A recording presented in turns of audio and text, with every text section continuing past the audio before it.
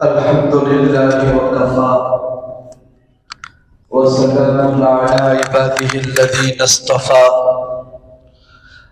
أما بعد فأعوذ بالله من الشيطان الرجيم بسم الله الرحمن الرحيم ما يلفظ من قول إلا لديه رقيب عتيد عن أبي ذر رضي الله عنه قال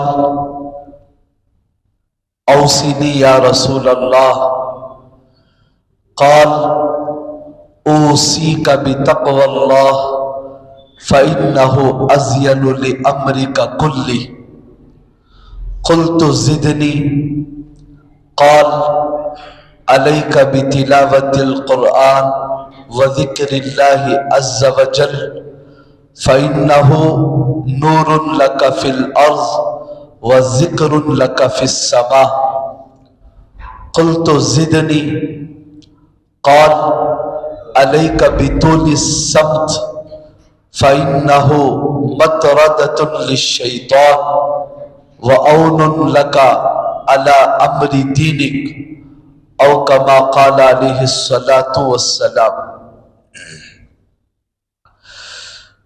محترم حضرات، تقریباً 3 جمعہ سے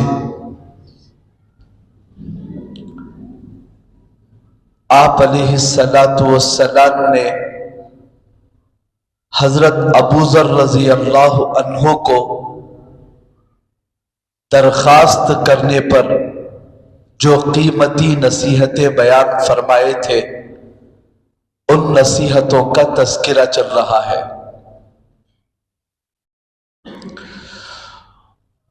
آپ علیہ الصلاۃ والسلام نے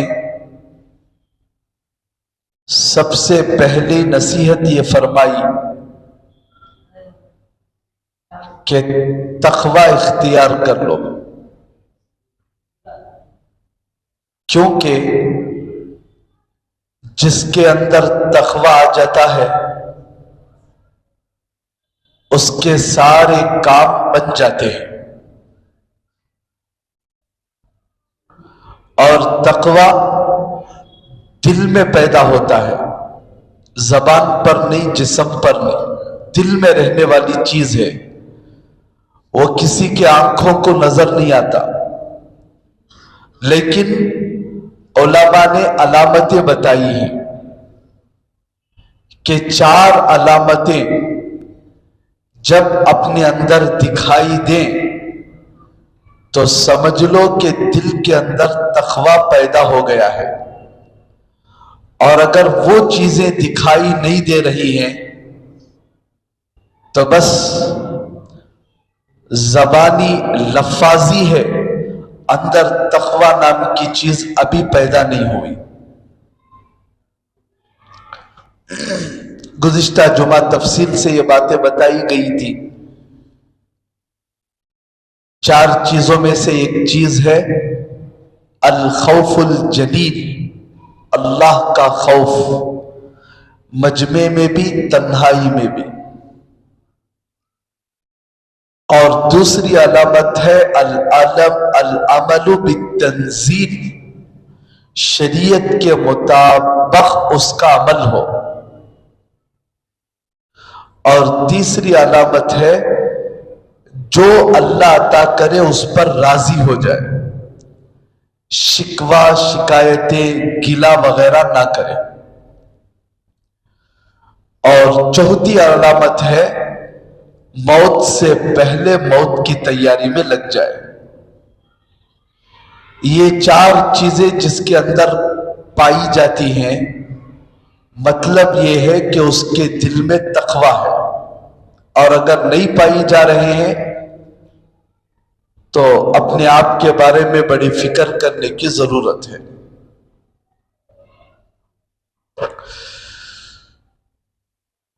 اور دوسری نصیحت اللہ کے نبی نے یہ فرمائی تھی کہ ابو ذر کثرت سے قرآن مجید کی تلاوت کرو اور اللہ کا ذکر کثرت سے کرو۔ یہ دونوں چیزیں آسمان میں تمہارے تذکرے کا اور زمین میں نور کا ذریعہ بنیں گے. اور انہی دو چیزوں کے تعلق سے گزشتہ جمعہ بیان ہوا کہ قرآن مجید کے ساتھ ہمارا تعلق کیا ہے، اللہ کے ذکر ہم لوگ کتنا اہتمام سے کرتے ہیں. گزشتہ جمعہ بیان کرنے کے بعد میرے دل میں یہ خیال آ رہا تھا اور میں ارادہ بھی کیا، عزائم بھی کروائے کہ کون کون قرآن پڑھنا شروع کریں گے. سب مسجد میں ہاتھ اٹھائے تو میں سمجھا کہ تقریباً ایک 50-60 آدمی تو قرآن سیکھنے کے لیے آئیں گے. لیکن افسوس کی بات، گزشتہ جمعہ سے اب تک صرف ایک بزرگ آئے، آ کر انہوں نے ایک اظہار کیا کہ بس میں قرآن سیکھنا چاہتا ہوں. ان کے علاوہ کوئی اب تک قرآن سیکھنے کے لیے نہیں آئے. کچھ عورتوں کے اندر طلب پیدا ہوئی، عورتیں ماشاءاللہ داخلہ لی ہیں، لیکن مردوں نے کوئی داخلہ نہیں لیا. اور آ کر کسی نے پوچھا بھی نہیں کہ مجھے قرآن پڑھنا نہیں آتا ہے، سیکھنا چاہتا ہوں، کیا کریں؟ کس وقت آپ کا ٹائم فری ہے یا میرا یہ ٹائم فری ہے، آپ سکھانے کا کچھ انتظام کریں. اللہ ہم سب کو قدر کرنے کی توفیق عطا فرمائے. سیکھنے سے آ جاتی ہے، قرآن پڑھنا کوئی مشکل نہیں ہے، بس طلب کی ضرورت ہے. وَلَقَدْ يَسَّرْنَا الذِّكْرَ وَلَقَدْ يَسَّرْنَا الْقُرْآنَ لِلذِّكْرِ. اللہ کئی مرتبہ اس آیت کو دہرایا کہ سیکھنے والے کے لیے، سمجھنے والے کے لیے، عمل کرنے والے کے لیے اللہ نے قرآن مجید کو بہت آسان بنایا ہے. جس کے دل میں ارادہ ہی نہ ہو تو پھر اللہ توفیق بھی نہیں دیتے. اللہ کی عادت ہے، طلب کے اوپر دیتے ہیں اللہ. من یرید اللہ بہ خیرا یفقہہ فی الدین. اللہ جس آدمی کو بھلائی پہنچانے کا ارادہ کرتے ہیں اسی کو دین کی سمجھ دیتے ہیں. اور اللہ اس آدمی کو بھلائی پہنچانے کا ارادہ کرتے ہیں جس کے دل میں طلب ہو، ہمارے اندر تڑپ ہو، فکر ہو، اللہ راستے بھی کھولتے ہیں. ہمارے اندر خود بے طلبی ہے تو اللہ تو بے نیاز ہے. اللہ الصمد، اللہ بے نیاز ہے، اس کو کسی کی پرواہ نہیں ہے کہ وہ پکڑ پکڑ کر ایک ایک آدمی کو قرآن سکھائے.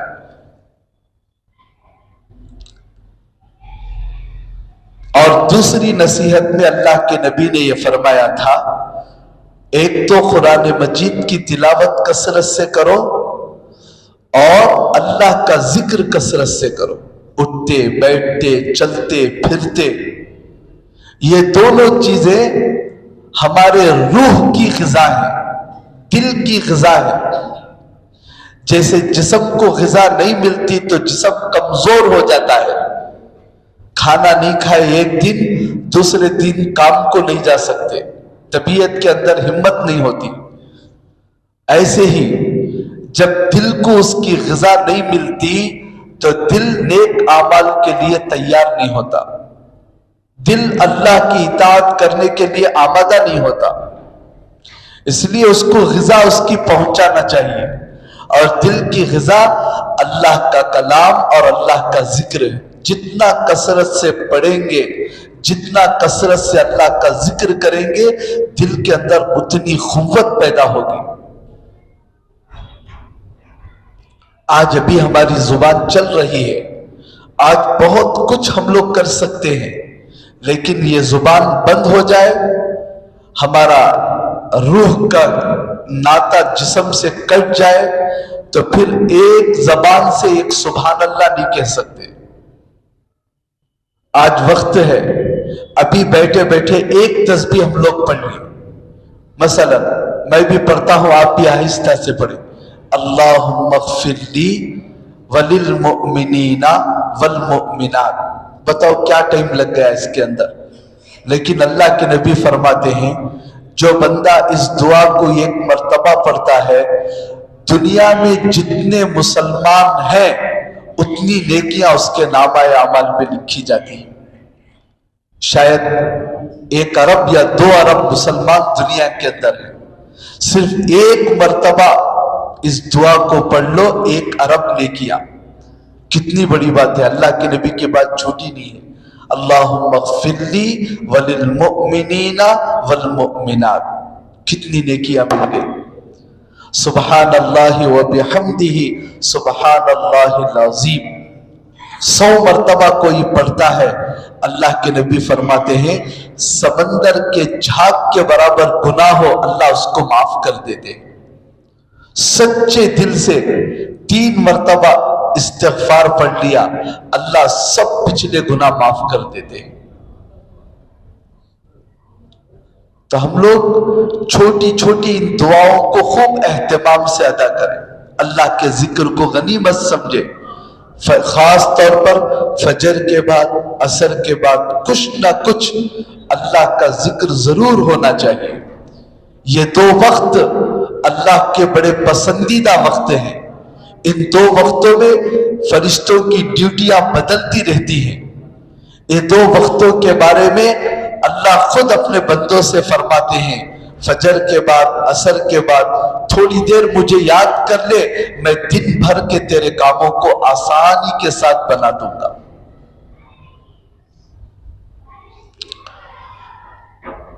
اور ایک تیسری نصیحت جو آج کے اس جمعہ میں مجھے بیان کرنا ہے، اللہ کے رسول نے یہ فرمائی علیک بطول الصمت فإنہ مطردۃ للشیطان وعون علی امر دینک. اللہ کے نبی نے حضرت ابو ذر سے فرمایا کہ دیکھ اکثر وقت خاموش رہا کر. علیک بطول الصمت یعنی زیادہ دیر زبان کو خاموش رکھا کر. فَإِنَّهُ مَطْرَدَةٌ لِلشَّيْطَانِ کیونکہ یہ عمل جو ہے شیطان کو بھگا دیتا ہے. جب زبان کھلتی ہے شیطان آ جاتا ہے. اب شیطان الگ الگ باتیں زبان پر ڈالنے کی کوشش کرتا رہتا ہے اور ہم لوگ پہچانتے بھی نہیں کہ یہ بات اللہ کو راضی کرنے والی یا ناراض کرنے والی ہے. اس لیے فرمایا کہ زیادہ دیر خاموش رہا کرو. یہ عمل شیطان کو دور کر دیتا ہے. وَعَوْنٌ لَكَ عَلَىٰ أَمْرِ دِينِكَ اور تیرے دین کے کاموں میں معاون اور مددگار بنے گا. خاموش رہنا دین کے کاموں میں مدد ملتی ہے. آپ علیہ السلام کے بارے میں لکھا ہے آپ علیہ السلام اکثر اوقات بالکل خاموش رہا کرتے تھے، جبکہ آپ کا ایک ایک گویائی، ایک ایک لفظ سننے والوں کے لیے ہدایت تھا.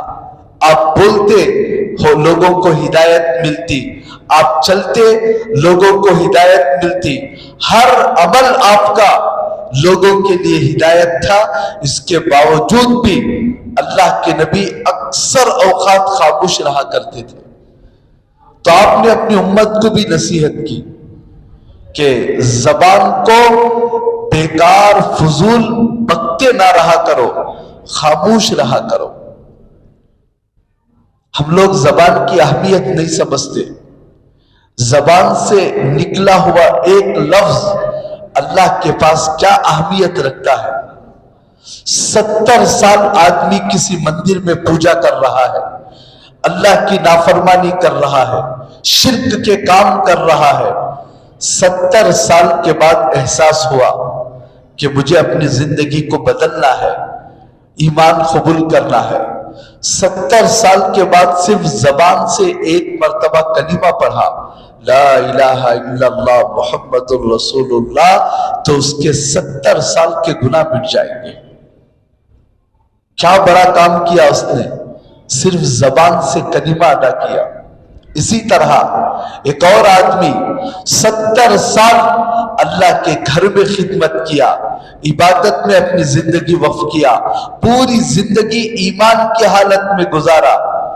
ایک کلمہ کفر کا زبان سے نکال دیا تو اس کی نحوست سے ساری زندگی بھر کے اعمال بیکار ہو جاتے ہیں۔ ایک مرتبہ کفر کا کلمہ ادا کیا، بس زندگی کے پورے اعمال کے اوپر پانی پھر گیا۔ زبان سے نکلے ہوئے جملوں کی اللہ کے پاس کتنی اہمیت ہے۔ ایک غیر عورت جس کے طرف دیکھنا، گھورنا، بات کرنا ایک دوسرے مرد کو جائز نہیں ہے، ایسی عورت وکیل اور گواہوں کی موجودگی میں ایک آدمی نے اقرار کر لیا، کیا تم اس عورت کو اپنے نکاح میں قبول کرتے ہو؟ اس نے اپنی زبان سے صرف اتنا کہا، ہاں میں نے قبول کیا، تو بس وہ عورت اس کے لیے حلال ہو جاتی ہے۔ اب وہ اس کی طرف نظر ڈالتا ہے مسکرا کر، اللہ پاک ان دونوں کو مسکرا کر دیکھتے ہیں۔ اس سے بات کرنا ثواب، اس سے ملنا ثواب، اس کے ساتھ زندگی گزارنا ثواب۔ اب یہی عورت کو اگر کوئی بے وقوف مرد اپنی زبان سے طلاق کے الفاظ نکال دے تو عورت اس کے لیے حلال تھی، وہی عورت اب اس کے لیے حرام بن جاتی ہے، اب اس سے قربت اس کے لیے جائز نہیں۔ کیوں؟ زبان سے نکلے ہوئے الفاظ کی شریعت میں اور اللہ کے پاس بہت زیادہ اہمیت ہے۔ اسی لیے اللہ پاک قرآن مجید میں فرماتے ہیں، ما یلفظ من قول الا لدیہ رقیب عتید۔ ہم جو اپنی زبان سے الفاظ نکالتے ہیں، ایک فرشتہ برابر اس کی نگرانی میں بیٹھا رہتا ہے۔ جو لفظ نکالتے ہیں فرشتہ برابر لکھتا رہتا ہے کہ یہ لفظ نیکی والا ہے یا گناہ والا ہے، نیکی والا ہے تو نیکی، گناہ والا ہے تو گناہ کا لفظ لکھتا ہے۔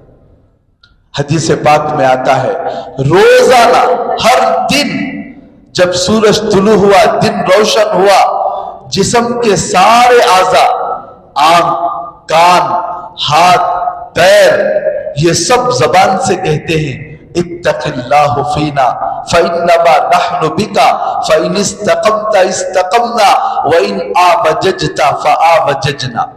اے زبان، اللہ سے ڈر ہمارے سلسلے میں، اگر تو صحیح ہے ہم سب صحیح رہیں گے، اگر تو بگڑ گئی تو ہم بھی تباہ اور برباد ہو جائیں گے۔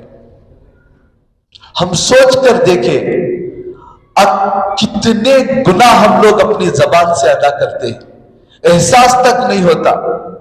جھوٹ اسی زبان سے بولتے ہیں، ناشکری اسی زبان سے نکالتے ہیں، غیبت اسی زبان سے کرتے ہیں، کسی پر الزام اسی زبان سے کرتے ہیں۔ ناشکری تو کتنی زیادہ نکلتی ہے۔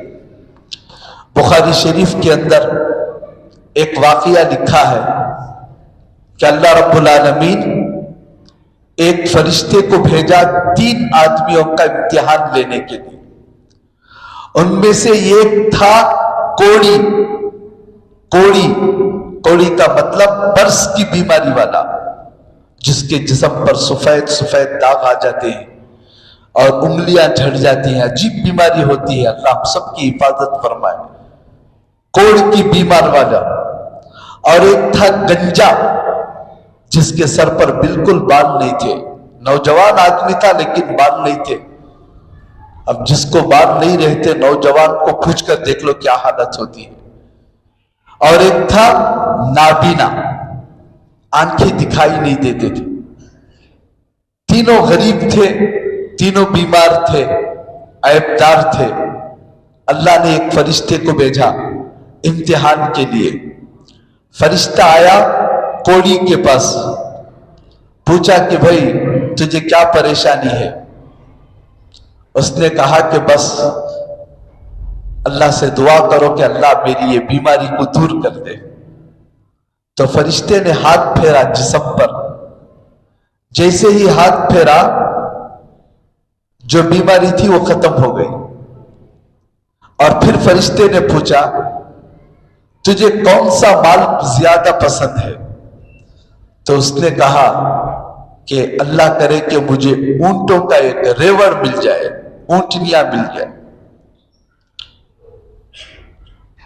تو فرشتے کی دعا سے ایک حاملہ اونٹنی اللہ نے اسے دے دی اور اس سے بچے ہوئے، اور وہ فرشتہ دعا دیتے ہوئے اطلاع دے کر گیا کہ اس کی حفاظت کر، اللہ اس میں خوب تجھے برکت دے گا۔ تو وہ اونٹنیاں پھیلی پھیلی یہاں تک کہ پوری وادیاں اونٹنیوں سے بھر گئی، اور وہ وقت کا بہت بڑا کروڑ پتی بن گیا۔ دوسرے آدمی کے پاس فرشتہ گیا جو گنجا تھا، جس کے سر پر بال نہیں تھے، پوچھا کہ کیا پریشانی ہے؟ کہا کہ بہت بڑی پریشانی یہی کہ سر کے اوپر بال نہیں ہے، جس کی وجہ سے بہت عیب معلوم ہوتا ہے۔ کوئی آدمی مجھے اپنی لڑکی دینے کے لیے تیار نہیں، قریب آنے کے لیے تیار نہیں۔ تو فرشتے نے ہاتھ پھیرا، اللہ نے اس عیب کو دور کر دیا، سر پر بال نکل آئے۔ تجھے کیا مال پسند ہے؟ اس نے کہا کہ مجھے گائے بہت پسند ہے۔ تو فرشتے کی دعا سے اللہ نے ایک حاملہ گائے دے دی اور کہا کہ اللہ اس میں تیرے لیے خوب برکتیں دے گا۔ تو وہ گائے کا ریوڑ اتنا پھیلا کہ پوری کی پوری وادی گایوں سے بھر گئی۔ اللہ نے خوب مال دولت میں برکت دی، بہت بڑا کروڑ پتی ہو گیا۔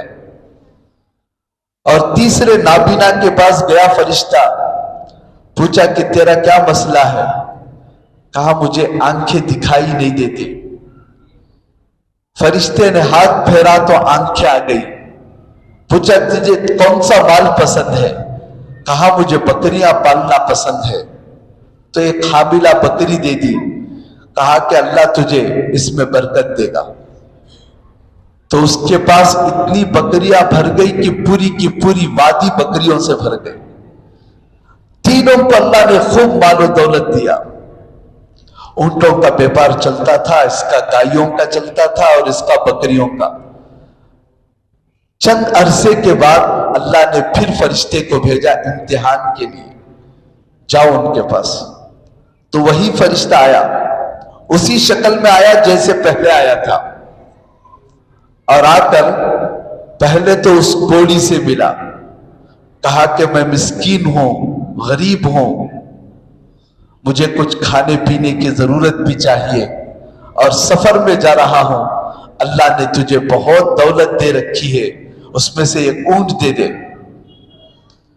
تو اس نے کہا کہ میرے بہت سارے تقاضے ہیں، کتنے لوگوں کو میں دوں گا؟ ارے اللہ نے بہت دے رکھا ہے، اللہ کی دی ہوئی دولت ہے، مجھے ایک اونٹ دے دو۔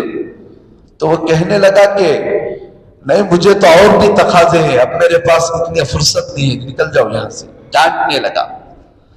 تو فرشتے نے کہا کہ ذرا غور کر کے دیکھ، میں تیرے پاس پہلے بھی آیا تھا، کیا تو کوڑی نہیں تھا؟ کیا اللہ نے تجھے ایک عیب کے اندر مبتلا نہیں کیا تھا؟ کیا تو فقیر نہیں تھا؟ اللہ نے تجھے یہ دولت دی، ایک اللہ والے کی دعا سے تیری زندگی بدل گئی، یاد دلایا فرشتہ۔ تو وہ کوڑی مال کے نشے میں اتنا مست تھا کہ اسے اپنی گزری ہوئی زندگی یاد نہیں آئی۔ اسی لیے کہتے ہیں کہ جو اپنی ماضی کو یاد رکھتا ہے وہ کبھی غرور کے اندر مبتلا نہیں ہوتا۔ یہ بھول گیا تھا کیا گزری اس کے اوپر پرانا واقعہ، وہ کہنے لگا کہ نہیں نہیں، میں کوئی فقیر نہیں تھا، یہ تو میرے باپ دادا سے چلی ہوئی دولت آ رہی ہے۔ تو وہ فرشتہ یہ کہتا ہوا وہاں سے نکلا، اگر تو اپنی زبان میں جھوٹا ہے تو اللہ ایسا ہی بنا دے جیسا تو پہلے تھا، یہ کہہ کر وہاں سے نکل گیا۔ اب دوسرے آدمی کے پاس گیا جو گنجا تھا، اس سے بھی یہی سوال کیا، اسے بھی اپنی پرانی یادداشت باقی نہیں ہے، وہ بھی یہی کہنے لگا تو یہ تو میرے باپ دادا کی دولت ہے، میں کیوں دوں تجھے؟ ایک گائے کا سوال تھا، ساری وادی گایوں سے بھری ہوئی ہے۔ اس نے انکار کر دیا کہ میرے پاس بہت تقاضے ہیں، جاؤ یہاں سے۔ تو فرشتے نے پوچھا کہ مجھے جانتے بھی ہو؟ میں چند سال پہلے تمہارے پاس آیا تھا، اسے یاد بھی نہیں آیا، تو فرشتے نے وہاں بھی یہی لفظ کہا، اگر تم اپنی زبان میں جھوٹے ہو تو اللہ تمہیں ایسا کر دے جیسے پہلے تھا۔ پھر تیسرے آدمی کے پاس گیا، اب فرشتہ ان دونوں کے پاس آ گیا تو اللہ نے دونوں کی زندگی ایسا ٹرن کر دی، ایسا بدل دی کہ جیسے پہلے تھے ویسے اللہ نے بنا دیا۔ جو مال و دولت تھی سب ختم ہو گئی، ساری اونٹنیاں چلی گئی، ساری گائے چلے گئے، جیسا کوڑ کی بیماری میں پہلے مبتلا تھا بس ویسے ہی ہو گیا، اور یہ گنجا ہو گیا، اور جتنی دولت تھی وہ ختم ہو گئی۔ اب یہ تیسرے آدمی کے پاس آیا، اندھے کے پاس، کہا کہ میں بہت پریشان ہوں، اللہ نے تجھے بہت دیا ہے، سنا ہے کہ تو پہلے اندھا تھا، بہت پریشان تھا، اللہ نے تجھ پر اتنا کچھ دیا ہے تو مجھے بھی کچھ دے دے۔ تو وہ اندھا فوراً کہنے لگا، واقعتاً تو نے صحیح کہا، میں اندھا تھا، مجھے دکھائی نہیں دے رہے تھے، بس اللہ نے اپنے فضل سے مجھے آنکھیں دی، اللہ نے اپنے فضل سے مجھے یہ دولت دی، یہ ساری وادی بکریوں سے بھری ہوئی ہے، جتنی بکریاں، جو بکری تمہیں چاہیے لے کر جاؤ، دے دوں گا۔ اللہ کی تم نے اللہ کا واسطہ دیا ہے تو جس اللہ نے دولت دی ہے اس کے نام پر لٹانے کے لیے میں تیار ہوں، جاؤ جتنا ہے لے لو۔ تو فرشتے نے اس کے حق میں دعا دی اور نکل گئے۔ تو بخاری شریف میں لکھا ہے کہ اللہ نے ان دونوں کو اچھی دولت دے کر بھی محروم کر دیا اپنی زبان سے جھوٹ اور ناشکری کے کلمے نکالنے کی وجہ سے، اور اس اندھے کو اور بھی ترقی دے دیا اپنی زبان سے شکر اور سچ ادا کرنے کی وجہ سے۔ سوچ کر دیکھو، ہم لوگ دکانوں میں بیٹھ کر کتنی ناشکری اپنی زبان سے نکالتے ہیں، اللہ کتنا دے رہا ہے پھر بھی کیا بھی بیپار نہیں ہوا، کیا بھی بنوا۔ کوئی آ کر خرس پوچھ لے، میں خود بہت پریشان ہوں، زبان سے کہتے ہوئے ڈر بھی نہیں لگتا کہ اللہ نے کتنا دے رکھا ہے، بینک میں کتنا ہے، گھروں کے اندر ہے، لیکن زبان سے صاف انکار کر دیتے، کتنا بھی کما رہا ہے لیکن پھر بھی زبان سے ناشکری، کیا بھی بیپاری چھوانی، کیا بھی بچت چھوانی۔ تو اللہ جو ہے زبان کی اس ناشکری کی وجہ سے جو نعمت دے رہے ہیں اس کو بھی چھین لیتے ہیں۔ اس لیے ہمیں اپنی زبان کو کھولنے سے پہلے سوچنا چاہیے کہ میں کیا کہہ رہا ہوں، کہیں یہ نکلنے والا لفظ اللہ کی ناشکری تو نہیں ہو رہی ہے، اس میں کسی کا دل تو نہیں ٹوٹ رہا ہے۔ تلوار لے کر کسی کے جسم کو کاٹ دو تو اتنی تکلیف نہیں ہوتی جتنی زبان سے نکلے ہوئے الفاظ سے تکلیف ہوتی ہے۔ کبھی کچھ غصے میں بک دیا، کتنے قیمتی رشتے ٹوٹ جاتے ہیں، کتنے لوگوں کے دل ٹوٹ جاتے ہیں۔ اللہ کے نبی نے فرمایا، کوئی اللہ کا گھر مکہ مکرمہ میں جو کعبہ ہے اس کو گرا دے وہ چھوٹا گناہ ہے، لیکن کسی ایمان والے کا دل توڑنا کعبے کو گرانے سے بھی بڑا گناہ ہے۔ اور یہ دل کس سے توڑتے ہیں؟ زبان سے۔ کچھ ایسے الفاظ بک دیے کہ سامنے والے کا دل بیچارے کا ٹوٹ گیا، ہمتیں ٹوٹ گئی، خامخواہ الزام لگا دیا، انہیں ایسا انہیں ایسا، اسے کچھ بھی معلوم نہیں، جھوٹ اپنی زبان سے۔ اللہ پاک الزام لگانے والوں کو قیامت کے دن جہنمی آدمیوں کے پیپ میں کھڑا کرے گا، جہنمی آدمیوں کا پیپ نکلتا رہے گا، اتنا نکلے گا کہ اگر کشتی چلنا چاہے تو آرام سے چل سکتی ہے۔ ایسے پیپ میں کھڑا کر کے اللہ پوچھے گا، تو نے فلاں بندے کے اوپر جھوٹا الزام کیوں لگایا تھا؟ ثابت کر اسے۔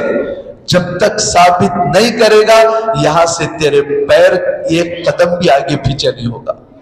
کیا ثابت کر سکیں گے ہم لوگ اس وقت؟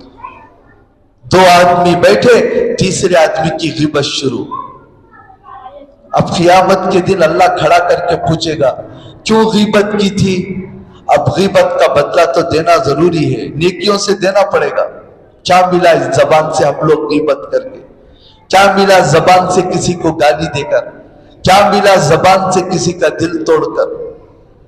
اسی لیے اللہ کے رسول نے حضرت ابو ذر کو نصیحت کی، اور حضرت ابو ذر کے واسطے سے ہم سب کو اللہ کے نبی کی یہی نصیحت ہے کہ علیک بطول الصمت، خاموش رہے، زیادہ دیر خاموش رہے، جب کبھی بولنا ہو تو سوچ کر بولے، بس بیکار زبان نہ چلاتے رہے۔ دو چار آدمی بیٹھ گئے تو بات کرنے کے وقت میں خوب دھیان رکھنا ہے کہ کہیں کسی کی غیبت تو نہیں ہو رہی ہے، کہیں کسی کی برائی تو نہیں ہو رہی ہے۔ آج کل عبادت کرنا بہت آسان، دین کی محنت کرنا بہت آسان، سالوں سال اللہ کے راستے میں نکلنا بہت آسان، صدقہ خیرات حج عمرہ سب کر سکتے ہیں، لیکن زبان کو صحیح استعمال کرنا بہت مشکل۔ جتنی نیکیاں کیے ہیں سب قیامت کے دن دوسروں کو دینا پڑے گا۔ اللہ کے رسول نے صحابہ سے پوچھا، جانتے ہو مفلس کسے کہتے ہیں؟ کہا کہ ہمارے پاس ہم تو مفلس اس کو کہتے ہیں کھانے کے لیے کھانا نہ ہو، پینے کے لیے پہننے کے لیے کپڑے نہ ہو، ایسے کو مفلس کہتے ہیں۔ کہا کہ میری امت کا مفلس وہ ہوگا جو پہاڑوں کے برابر نیکیاں لائے گا لیکن سب دوسروں کو دینا پڑے گا۔ کوئی آئے گا آ کر کہے گا کہ اس نے مجھے ناحق گالی دی تھی، تو کچھ نیکیاں اٹھا کر اللہ اس کو دے دیں گے۔ اللہ ہر بات کو یاد دلائیں گے، دنیا کے اندر جو کچھ ہم نے زبان سے نکالا ہے سب یاد دلائیں گے۔ لوگ دعویٰ کریں گے وہاں آ کر اس نے میری غیبت کی تھی، اس نے مجھے برا بھلا کہا تھا، تو جتنی غیبت کی ہے اتنی نیکیاں دینا پڑے گا، اگر نیکیاں نہیں ہیں تو ان کے اتنے گناہ لے کر اپنے نامہ اعمال میں ڈالنا پڑے گا۔